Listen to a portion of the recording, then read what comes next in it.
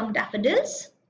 I wandered lonely as a cloud that floats on high over vales and hills, when all at once I saw a crowd, a host of golden daffodils, by William Wordsworth. Question 1. What does the poet compare himself to? A lonely cloud.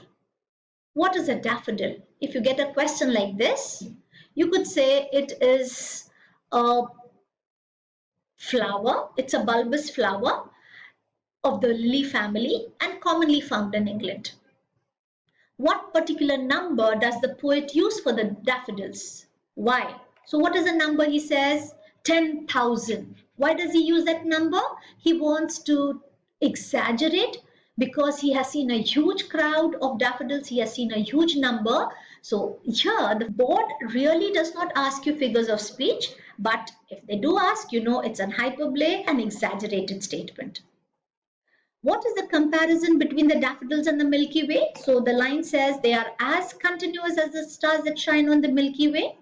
What is the Milky Way? You could write it is the band of stars, or you could write it is the galaxy. You could write your own scientific explanation, that's fine. The daffodils seem to compete with someone. Who did they compete with? They compete with the waves.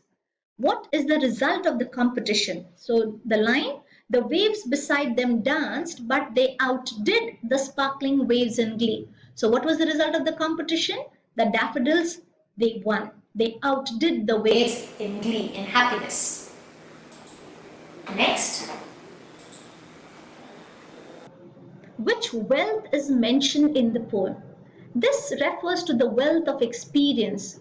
Later in the poem, the poet realizes that later in life, whenever he remembers the daffodils, they flash upon his inward eye and give him the same joy. So this is referred to as the wealth. When does the poet realize its worth? Later in life, when he is on his couch, whether he is in a pensive mood, he's thinking deeply, or he's in a vacant mood, he's not thinking about anything. The memory of the daffodils always brings joy to his heart. What is the message of the poem? What is the poem saying? It talks about the restorative power of nature, how nature can be a healer.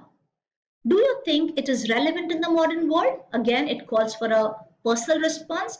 You could write whether you feel that even today nature can play a part in helping us become better human beings. Can they have a healing effect on humans? So with this, we come to the end of the second RTC.